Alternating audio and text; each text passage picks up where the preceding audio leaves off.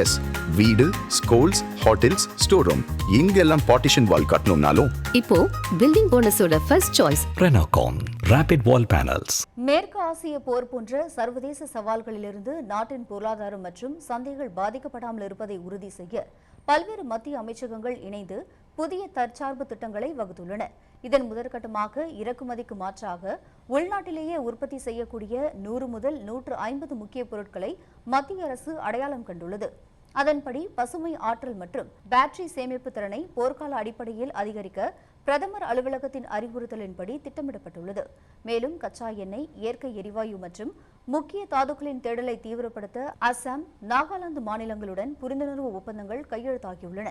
சீனாவிலிருந்து வரும் மலிவான இறக்குமதி பொருட்களை கட்டுப்படுத்த குறைந்தபட்ச இறக்குமதி விலை போன்ற புதிய வரி கட்டுப்பாடுகளை விதிக்க அரசு ஆலோசித்து வருகிறது. உர இறக்குமதியை குறைக்கும் நோக்கில் இறக்குமதி செய்யப்படும் இயற்கை எரிவாயுவிற்கு மாற்றாக உள்நாட்டு நிலக்கரி வாயுவாக்கல் திட்டங்களை விரைந்து செயல்படுத்த மத்திய அமைச்சரவை ஒப்புதல் அளித்துள்ளது.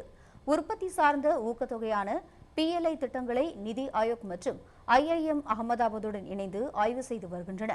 இதில் மின்னணு மற்றும் மருந்து தயாரிப்பு துறைகளில் உள்ள குறைகளை களைந்து இத்திட்டங்களை மீண்டும் புதிய வடிவில் அறிமுகப்படுத்த நடவடிக்கை எடுக்கப்பட்டு வருகிறது.